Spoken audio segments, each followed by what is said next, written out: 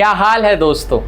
मेरा नाम है अभय शर्मा और आज का वीडियो एक सवाल से शुरू करते हैं। आर यू एंटी नेशनल और आर यू रियली पेट्रियाटिक, या इन दोनों में से कुछ भी नहीं? Wait a minute. Who are you? हमारे देश में ये वर्ड एंटी नेशनल सबसे पहले 1975 में इस्तेमाल हुआ।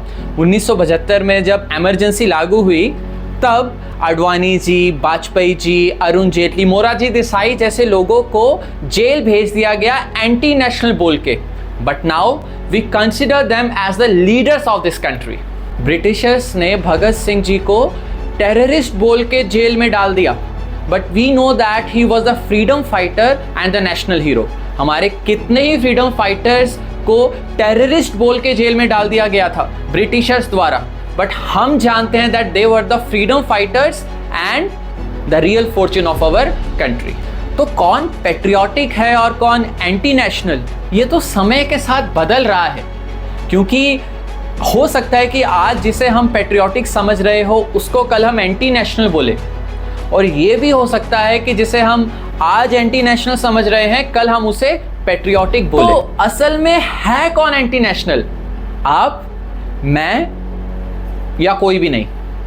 एंटी नेशनल होने और एंटी गवर्नमेंट होने में जमीन आसमान का फर्क है।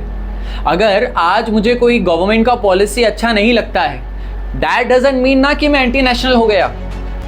फॉर एग्जाम्पल, जब डीमोनेटाइजेशन आया था, बहुत सारे लोगों को डीमोनेटाइजेशन जो पॉलिसी था वो अच्छा नहीं लगा था।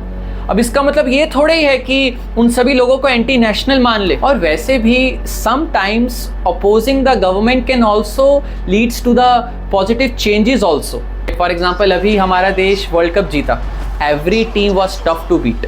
Finals was the most difficult, क्योंकि ऑपोजिशन बहुत ज़्यादा स्ट्रॉन्ग था। उसके लिए हमारी टीम ने क्या किया? बहुत अच्छी तैयारी करी and in the end what happened? We won. जब ऑपोजिशन स्ट्रांग हो जाता है तब एक्चुअली में देश जीतता है। So it is the responsibility of the opposition कि वो अपने आप को और स्ट्रांग करे, so that it will inspire the present ruling government कि वो और अच्छा काम करे। किसी कॉलेज में पढ़ लेने से या कोई पोशाक डाल लेने से कोई एंटी नेशनल नहीं होता, लेकिन अगर किसी को देश की बढ़ती प्रगति से भी प्रॉब्लम है तो ऐसे लोगों को एंटी नेशनल कहना सही होगा क्या? इसरो ने Aryabhatta, INSAT series, GSAT series, Chandrayaan 1, 2 और 3 जैसे बड़े बड़े मिशंस किए और पूरी दुनिया में अपना नाम रोशन किया। अगर इसके लिए भी गवर्नमेंट को क्रिटिसाइज किया जाए तो ऐसे लोगों को क्या कहना सही है? एंटी गवर्नमेंट या एंटी नेशनल? एक समय था जब भारत देश दूसरे देशों पे आर्म्स और वेपन्स के लिए निर्भर था, लेकिन आज वो समय आ गया है कि भारत 86 कंट्रीज को आर्म्स एंड वेपन्स प्रोवाइड करवाता है, इंक्लूडिंग रशिया एंड इजराइल।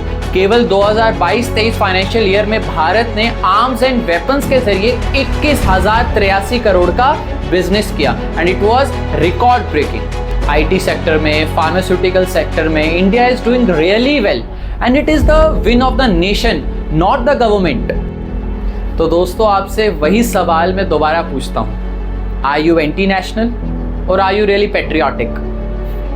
जवाब जरूरी नहीं है यहाँ पे, लेकिन एक अटल जी की लाइन मुझे याद आती है कि सरकारें आएंगी जाएंगी, लेकिन ये देश रहना चाहिए, इस देश का लोकतंत्र रहना चाहिए। ना जाने कितने ही लोगों का खून मिला है इस देश की मिट्टी में, तो जाके हमें आज़ादी मिली है। अब ये हम पे निर्भर करता है कि हमें इस आज़ादी को कैसे इस्तेमाल करना है। जय हिंद, जय भारत। सत्ता का खेल तो चलेगा, सरकारें आएंगी जाएंगी, पार्टियां बनेंगी बिगड़ेंगी, मगर ये देश रहना चाहिए, इस देश का लोकतंत्र अमर रहना चाहिए।